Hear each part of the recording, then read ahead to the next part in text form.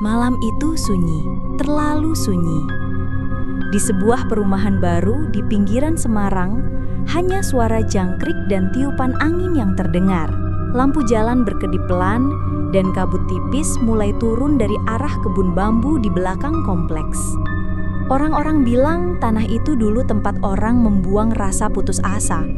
Tempat di mana arwah tak tenang masih berdiam, menunggu sesuatu yang belum sempat tersampaikan. Dina, seorang perawat muda, baru pulang dari rumah sakit setelah lembur panjang. Jam hampir menunjukkan tengah malam. Jalanan sepi, hanya cahaya kuning dari lampu jalan yang menemaninya. Tubuhnya lelah, matanya berat, dan langkahnya terasa lambat. Ia hanya ingin cepat sampai rumah dan beristirahat. Tapi malam itu, rumahnya terasa berbeda. Terlalu tenang, terlalu asing, seolah ada sesuatu yang sedang memperhatikan dari kejauhan. Dina meletakkan tasnya di meja ruang tamu, lalu berjalan ke kamar anaknya.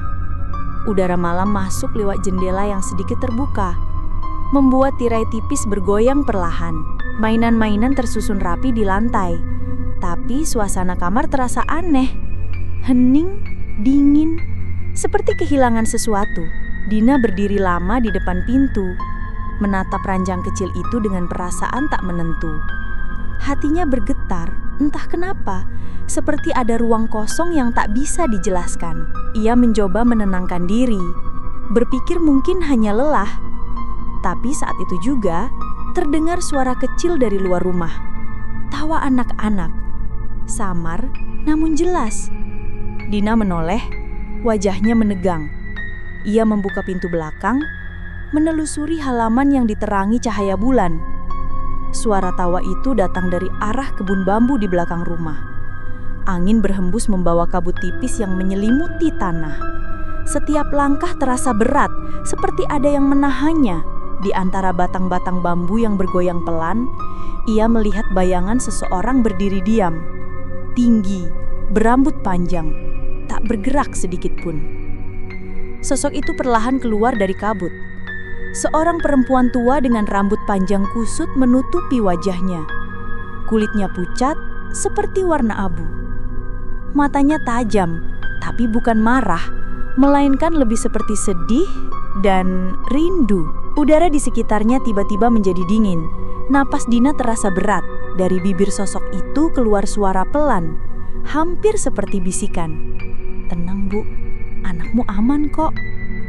Dunia seolah berhenti sesaat. Lalu semuanya menjadi gelap. Keesokan paginya, cahaya matahari masuk lembut melalui tirai bambu di ruang tamu. Dina terbangun di lantai. Tubuhnya lemah, kepala pusing. Ia mencoba mengingat apa yang terjadi semalam, tapi semuanya kabur. Lalu pandangannya tertuju ke arah teras. Di sana, anak laki-lakinya duduk tenang, memeluk boneka beruang yang sudah usang. Senyum kecil muncul di wajahnya, dan ia berkata pelan, "Tante rambut panjang jagain aku semalam." Dina terdiam.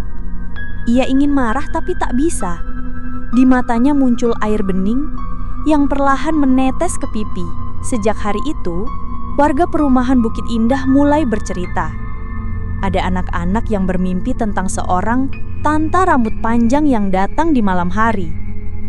Ada yang mengaku melihat bayangan perempuan berdiri di bawah lampu jalan. Bahkan, beberapa kamera keamanan menangkap sosok samar, berdiri diam, menatap jendela kamar anak-anak yang lampunya masih menyala. Kadang ia hanya lewat, kadang berhenti sebentar, seolah memastikan sesuatu atau seseorang tetap aman. Kini, legenda Wewe Gombel bukan lagi cerita tua dari desa-desa Jawa. Ia hadir di kota, di rumah-rumah modern yang berdiri di tanah lama. Di antara orang tua yang sibuk bekerja dan anak-anak yang tumbuh dalam kesepian. Ia bukan datang untuk menakut-nakuti, tapi menjaga mereka yang tak lagi diperhatikan. Karena bagi Wewe Gombel, anak-anak yang kesepian adalah jiwa yang butuh perlindungan. Jadi, kalau suatu malam kamu mendengar suara tawa kecil di luar rumah, jangan buru-buru membuka pintu. Kadang, bukan manusia yang tertawa, Mungkin Wewe Gombel sedang lewat, mencari anak lain yang butuh pelukan, yang tak sempat diberikan oleh orang tuanya sendiri.